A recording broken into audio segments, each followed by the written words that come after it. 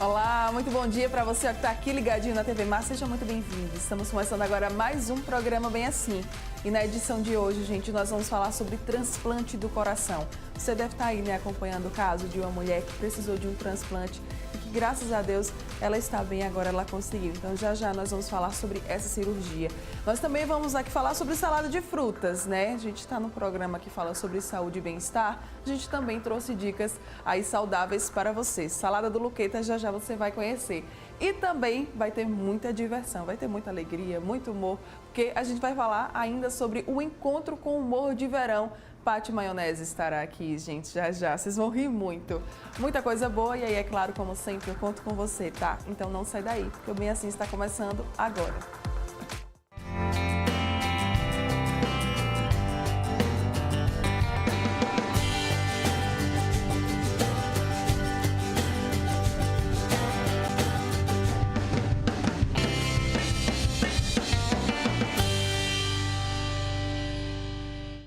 Muito bom dia mais uma vez para você que está aqui ligadinho na TV Mar, você que nos acompanha pelo canal 25 da NET, pelo portal gazetaweb.com, galera que nos assiste aí pelo nosso aplicativo da TV Mar, né? E tem também o pessoal que ainda nos acompanha pela nossa fanpage no Facebook. Muito obrigada aí, tá? Pela tua companhia. Um excelente dia para você. Valeu mesmo por estar aqui coladinho, juntinho com a gente. Lembrando das nossas redes sociais, corre lá para acompanhar a gente, caso você ainda não faça isso. Estamos no Instagram, no YouTube e também lá no Facebook como TV Mar Canal 25. E tem ainda o nosso WhatsApp, que é por onde você consegue nos mandar mensagens mais diretas, conversar com a nossa produção. Beleza? Recadinhos dados, vamos embora então, gente, começar o dia, que agora é assunto importante, tá? Vocês devem, ter acompanhado ou estar acompanhando nos últimos dias um caso de transplante de coração aqui em Maceió. Em resumo, Ana Carolina Correia, de 29 anos, estava esperando há 51 dias por um transplante. E ontem, gente, aconteceu a cirurgia. Ela sofria com uma doença rara, chamada de miocardiopatia periparto, descoberta em outubro de 2017. Ana Carolina perdeu a chance de ser transplantada 3 vezes, pois os familiares do doador não permitiram a doação do órgão. E aí, para falar, gente, sobre esse tema, eu recebo agora aqui no estúdio o cardiologista Rógenes Padilha. Muito bom dia, doutor Rógenes. Seja muito bem-vindo aqui ao Bem Assim. Obrigado, Mara. Eu que agradeço aí o convite de estar aqui no programa com vocês, né? E para falar desse assunto importante, né? Não só de transplante cardíaco, como as causas, né, que levam o paciente a ter indicação de transplante cardíaco, né? Exato. Já começo, inclusive, com essa pergunta, doutor. Certo. Em que casos é necessário acontecer um transplante de coração? Veja bem, são naqueles pacientes, Mara, que tem cardiopatia final, tá? Essa paciente, no caso, ela teve uma miocardiopatia periparto, tá? É uma doença rara. A maioria dos pacientes indicados de transplante não são por essa causa. São por cardiopatias isquêmicas, tá certo? Sequela de múltiplos infartos, cardiopatias valvares, aqueles pacientes que já fizeram troca valvar várias vezes, tá? Algumas outras cardiopatias, como algumas sequelas de cardiopatias virais. Então, uma série de causas, tá certo, que levam o paciente a uma insuficiência cardíaca terminal, tá? Você pode ter um paciente com insuficiência cardíaca, a gente tem classes de insuficiência cardíaca. Certo. Classe 1, 2, 3, 4. Geralmente o paciente indicado para transplante é a classe funcional 4, que é a classe terminal. É aquele paciente, Mara, que tem, por exemplo, ele tem um cansaço até pentear o cabelo. Imagina. Que é um esforço bem mínimo, leve, né? São aos mínimos esforços. E alguns deles, eles não conseguem sair da UTI, precisam de drogas vasoativas, que são drogas usadas apenas em UTI. Né? O transplante cardíaco é indicado nesses casos. Indicado nesses casos. Como que ele é feito, doutor? É uma cirurgia cardíaca, né, aberta, né? Lembrar da importância da doação. Já a gente fala da doação. Vamos explicar como é que é feito? Certo. Geralmente você tem que ter compatibilidade, né? Tá. Não adianta ter só a questão da doação. Começa pela compatibilidade. Primeiro pelo sistema ABO, tem que ser do mesmo tipo sanguíneo e alguma compatibilidade dos anticorpos. Esse paciente é feita uma cirurgia cardíaca de grande porte, onde é colocado o novo coração no paciente, no receptor, né, retirado do doador, Sim. colocado no receptor. Esse pós-operatório é feito em uma UTI cardíaca, tá certo? Na maioria das vezes precisa-se usar drogas vasoativas é uma cirurgia de grande porte, tá? E ao longo da vida, esse paciente vai ter que ter acompanhamento clínico, que é tão importante como o transplante. Sim. Porque ele vai ter que tomar imunossupressor para que não haja uma rejeição do órgão. Ainda tem todo esse processo, né? Após a cirurgia. A gente tem um paciente transplantado aqui, é um recorde já está com 30 anos pós-transplante, tá certo? E vive uma vida normal, né? Um transplantado dos mais antigos aí que se tem. E aí você falou, né, doutor, sobre a questão da doação de órgãos. Sem a doação do órgão, não é possível haver o transplante de coração. Vamos falar um pouquinho sobre a importância da doação de órgãos. Inclusive, a Ana Carolina, gente, chegou a haver um teste de compatibilidade. Foi compatível um coração, né, para ela, só que aí a família, infelizmente, não liberou. Um dos familiares tinha liberado, eles fizeram os testes, aí quando foi, deu positivo, dá para ser. Quando foi na hora de fazer a família ela voltou atrás. Tem muito isso, né? Tem muito isso, infelizmente. A nossa cultura, né, não só de doação de órgão, como de doação de sangue também, tem uma certa resistência.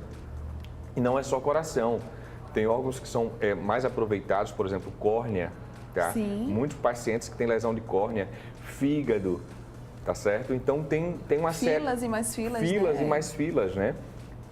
A gente tem a sorte aqui de ter um centro de transplante, que é a equipe do Dr. José Vanderlei, que faz transplante cardíaco. Mas a gente, transplante renal, tá? Transplante renal, vários pacientes em hemodiálise, né? Pacientes jovens, com bons prognósticos, sem comorbidade, que poderia viver uma vida normal se fosse transplantado. É de suma importância, tá certo? Uma educação, isso deve começar nas escolas, né? Com as crianças, a questão da doação de órgãos. Tá Ainda certo? existe tabu e preconceito, né? Sim, sim. Como é que a gente pode começar a quebrar isso na sociedade? Além, é claro, também de começar a falar sobre esse assunto nas escolas. É uma questão de educação, né? Sem isso, né? Educação da nossa população, saber que aquele indivíduo que está em morte encefálica, né? Aquele órgão pode ajudar uma pessoa que precisa, né? Isso é uma questão até de sensibilização. Né? Tem que ser feito um trabalho com psicólogos, né? Uma questão de educação mesmo, né? A partir do momento que você interna no hospital, se você internou, você está sujeito, principalmente pacientes vítimas de trauma, né? Então, assim, é de suma importância, não só o coração, que no caso dessa paciente foi coração, mas a gente, como eu te falei, tem outros órgãos também, como rim, córnea, fígado, né? De um paciente doador, você pode salvar várias vidas, né? Várias vidas, né? E, doutor Rógenes, como é que eu posso informar a minha família de que eu sou uma doadora? É apenas verbalizar ou não? É importante documentar isso? Você pode documentar, tá? Você pode documentar no seu registro geral, no seu RG, né? Sou doador, você pode... No caso, tirar um novo RG, você pode documentar no seu documento, né? No caso do RG, no registro geral, que você é doador de órgãos e tecidos. Tá. Tá certo? E informar também a família. Isso. Né? O mais importante é informar a família, tá certo? Eu acho que se você informar a família, isso é mais importante do que você deixar registrado. Exato, tá certo? Gente. Então... a questão da informação aos familiares, olha, eu sou doador de órgãos e tecidos, caso venha acontecer, porque assim, todo mundo está propenso, né, Mara? Claro. Claro, ninguém está imune a nada. É aquela coisa, a gente não sabe o dia de amanhã, né? Claro. A gente não sabe o dia de amanhã e todo mundo está propenso. Infelizmente, assim, a gente é muito frágil, né? Qualquer um está propenso a um acidente, a ser vítima fatal de alguma coisa. Então, né? gente, se você tem esse interesse, se você é essa pessoa que quer doar os seus órgãos, desde já informa a tua família, porque você pode salvar muitas vidas. A gente estava aqui falando do caso específico da Ana Carolina. A Ana Carolina, gente, ela deixou de ser salva, que é essa daí que vocês estão vendo na imagem, e essa é a filha dela, linda. Ela deixou de ser salva uma vez porque a família não permitiu a doação de órgãos. Então, se você aí quer ser doador, por favor, informa a tua família. Voltando um pouquinho, doutor, para o transplante, tem contraindicação? Alguém pode não ser, não receber tem contraindicação. Por exemplo, pacientes que têm doenças sistêmicas graves, tá certo? O transplante, a gente tem que pesar um custo-benefício, tá? Pacientes que têm, por exemplo, que não têm adesão ao tratamento, tá? Pacientes, por exemplo, porque assim, esse paciente transplantado, ele vai ter que tomar imunossupressor a vida toda e fazer um acompanhamento clínico bem restrito. Imagina você transplantar, é um dispêndio de recurso, de trabalho e de órgão para um paciente que não adere ao tratamento. Sim. Tá? Que não tem um suporte social e familiar, tá certo? Então, isso é uma contraindicação. Pacientes que têm, por exemplo, vai fazer um transplante cardíaco, se ele tem uma insuficiência hepática grave, é contraindicado. Paciente, por exemplo, que tem indicação, eu vou falar especificamente no transplante cardíaco, tá certo? Tá. Mas isso serve para os outros também. Vai fazer um transplante cardíaco, aquele paciente que tem uma insuficiência pulmonar, tem um enfisema pulmonar grave, você já contraindica, tá? Porque ele tem outras comorbidades. Por exemplo, você tem indicação de um transplante cardíaco num paciente que tem uma sequela de acidente vascular encefálico grave. Acima de 70 anos é relativo, né? Depende muito do estado geral.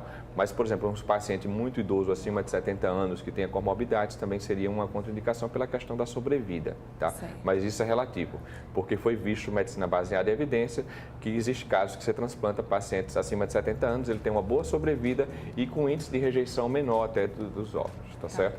Mas principalmente a não adesão ao tratamento e tem que tenha outra doença sistêmica grave, tá certo? Quais são os riscos pós-cirurgia? Você falou da questão de não ser compatível, né? Do corpo rejeitar aquele novo órgão. Mesmo não é, com os estudos de compatibilidade, o que a gente chama de histocompatibilidade, que é compatibilidade de tecidos, tá certo? Nada mais é de compatibilidade de tecidos entre o receptor e o doador, né? Sempre vai existir o risco de rejeição. Sim.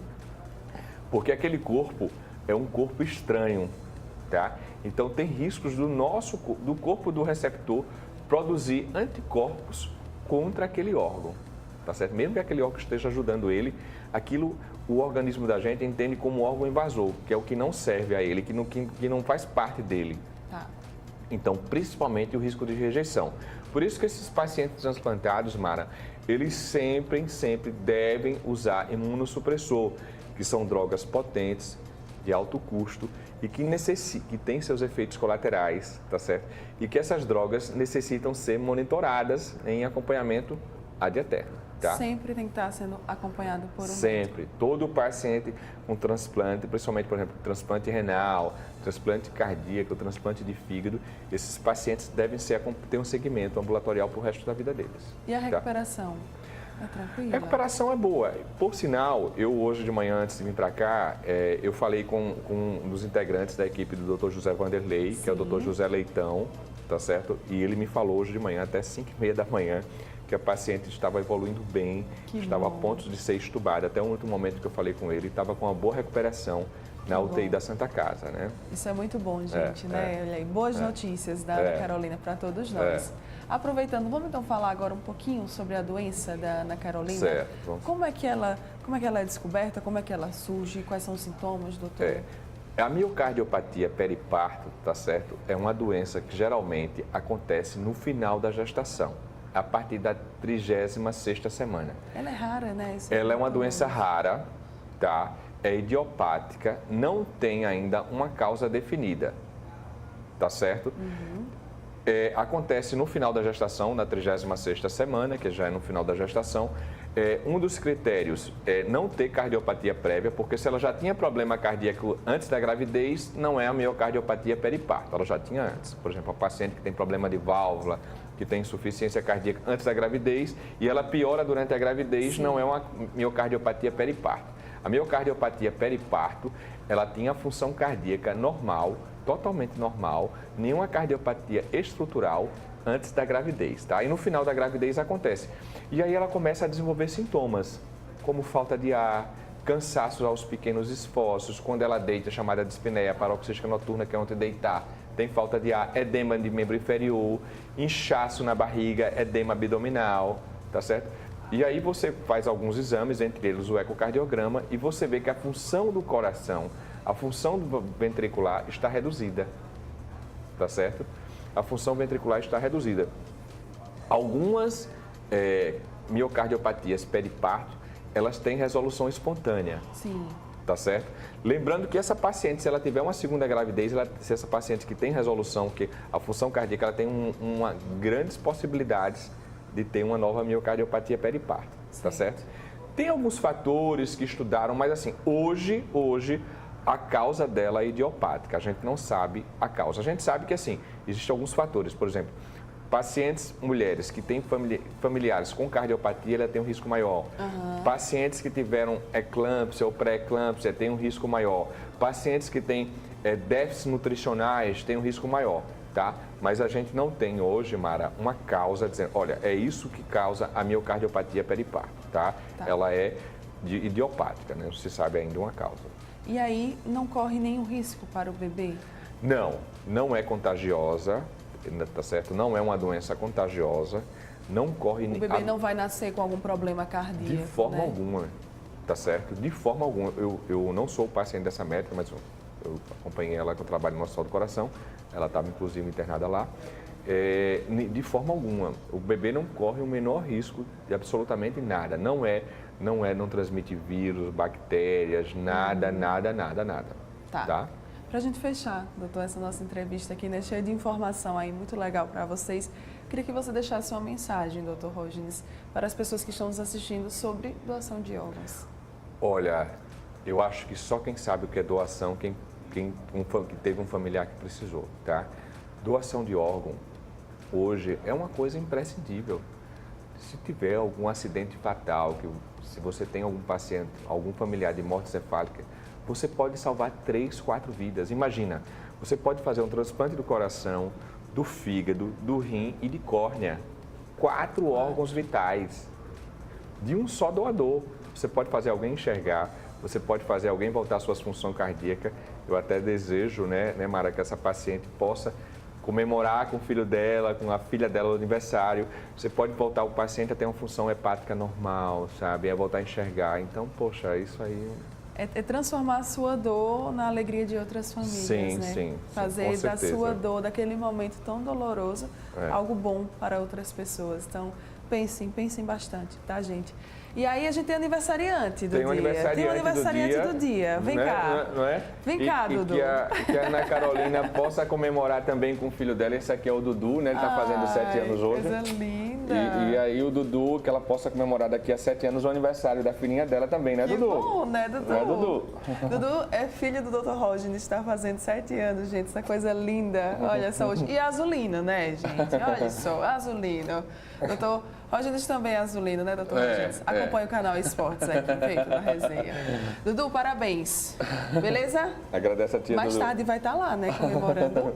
Chega, vem cá. Vai lá falar com a tia, Dudu. Vai lá falar com a tia. Senta aqui, ó, desse ladinho aqui. Vamos encerrar juntos aqui o quadro, tá certo? Doutor Rógenes, muito obrigada. Eu que agradeço. Contatos, né, para o pessoal de casa aí. Sim, a gente atende lá na Cardiocenter, não só eu, como toda a equipe, né? A gente está disponível, né?